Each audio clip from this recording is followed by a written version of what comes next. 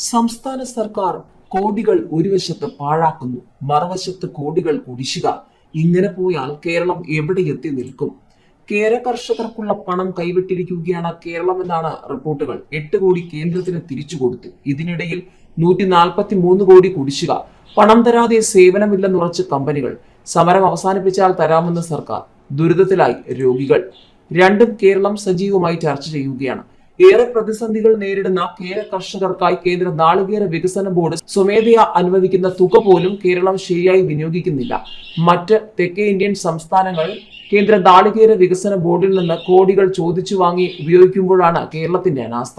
ഇത് കാരണം 8 കോടിയിലധികം രൂപ കേരളത്തിന് തിരിച്ചു കൊടുക്കേണ്ടി വന്നു. 2023-2024 പദ്ധതികൾ സമർപ്പിക്കാൻ നാളികേര ബോർഡ് 50-ലേറെ കത്തുകളാണ് അയച്ചത്. കൃഷി വകുപ്പിലെ ഉദ്യോഗസ്ഥർ ഇത് കണ്ടമട്ട് കാണിച്ചില്ല എന്നാണ് മാധ്യമ റിപ്പോർട്ടുകൾ. 2024-2025 വർഷത്തെ അറിയിപ്പ് കിട്ടിയിട്ടും ഇതുവരെ ഗൗനിച്ചിട്ടില്ല. മാർച്ചിൽ പദ്ധതി സമർപ്പിക്കേണ്ടതായിരുന്നു. 5 വർഷത്തിനിടെ ഒരിക്കൽ മാത്രമാണ് പദ്ധതി തയ്യാറാക്കി തുക ആവശ്യപ്പെട്ടത്. മറ്റു വർഷങ്ങളിലെല്ലാം കേന്ദ്രത്തിന്റെ അറിയിപ്പുകൾക്ക് ശരിയെന്ന മറുപടി മാത്രമേ കൊടുത്തിട്ടുള്ളൂ. അതുപ്രകാരം അവർ ഇഷ്ടമുള്ള തുക അനുവദിക്കുകയായിരുന്നു.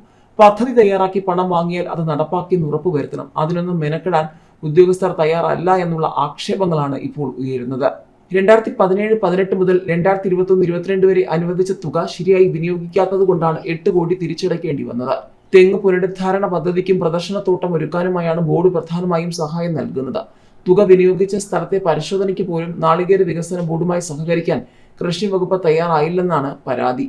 ഗജ ചുഴലിക്കാറ്റിനെ തുടർന്ന് ഫണ്ട് വിനിയോഗിക്കാൻ സാധിക്കാത്തതിനാൽ 2019-2020 തമിഴ്നാട് 11 കോടി തിരിച്ചടച്ചിരുന്നു.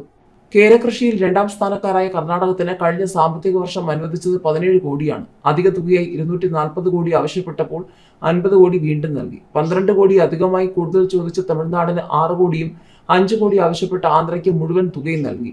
ഇക്കാലയളവിൽ കേരളത്തിന് ചോദിക്കാതെ 3 കോടിയോളം കിട്ടി. ഇതിന്റെ വിനിയോഗ റിപ്പോർട്ട് സമർപ്പിക്കുകയോ അധിക തുക ആവശ്യപ്പെടുകയോ ചെയ്തിട്ടില്ല എന്നാണ് ആക്ഷേപം. ഇത് ഒരു വശത്ത് ചർച്ചയാകുമ്പോഴാണ് മറുവശത്ത് ഹൃദ്രോഗികളെ അടക്കം വലച്ച് സർക്കാർ എന്ന വാർത്തകളും. സർക്കാർ കുടിശ്ശിക നൽകാത്തതിനാൽ ശസ്ത്രക്രിയയ്ക്ക് ആവശ്യമായ ജീവൻ രക്ഷാ ഉപകരണങ്ങൾ നൽകാതെ കമ്പനിക്കാർ സമരത്തിലാണ്. Cardiology, cardiovascular and thoracic surgery സാമഗ്രികളുടെ വിതരണമാണ് നിലച്ചത്. പേസ് മേക്കർ, ആൻജിയോപ്ലാസ്റ്റിക്ക് ആവശ്യമായ സ്റ്റെന്റ്, ബലൂൺ, വാൽവ് തുടങ്ങിയവയുടെ വിതരണമാണ് മുടങ്ങിയത്.